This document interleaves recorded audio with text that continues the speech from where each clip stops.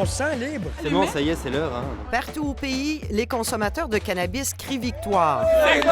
En seulement 3 mois, les Québécois ont acheté pour plus de 40 millions de cannabis à la SQDC. Cannabis, cannabis, cannabis.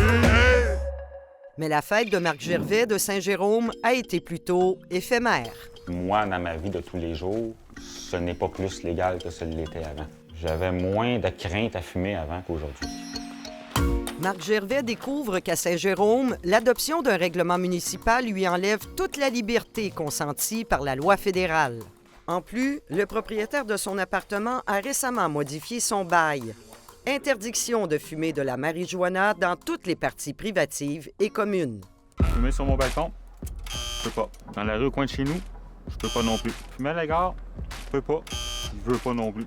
Un petit joint après avoir bu un verre, je peux pas. Moi, je me retrouve dans l'impossibilité totale de fumer. Les gens ne veulent pas voir des gens fumer du cannabis dans les lieux publics, que ce soit les trottoirs, les parcs, les grands parcs de rassemblement. Le maire de Saint-Jérôme dit avoir simplement respecté l'opinion de la très grande majorité des Jéromiens. Donc, la position qu'on a prise, c'est une position de père de famille, d'un bon père de famille. Est-ce qu'elle est stricte? Oui. Est-ce qu'elle est... Trop strict? Non, absolument pas. C'est la bonne décision à prendre au moment où on se parle. Comme pour l'alcool, les villes ont le pouvoir légal d'encadrer la consommation de cannabis. Marc Gervais a donc dû se trouver un plan B. Consommer dans sa voiture.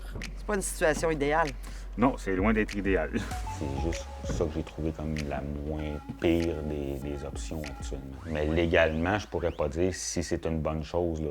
Le plus important, c'est qu'il ne soit pas assis derrière le volant.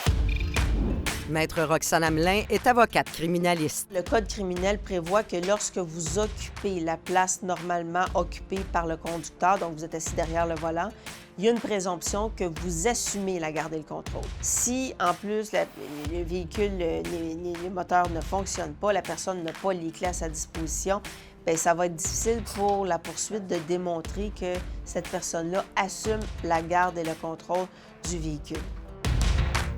On savait très bien qu'en adoptant cette réglementation-là, on forcerait justement le débat d'arriver à des lieux, un lieu bien organisé, recommandé par nos services de sécurité publique, bien encadré. Et la façon probablement la plus intelligente de le faire, c'est des cafés cannabis. Il faut que le système s'ajuste pour permettre aux gens responsables de consommer, tout simplement.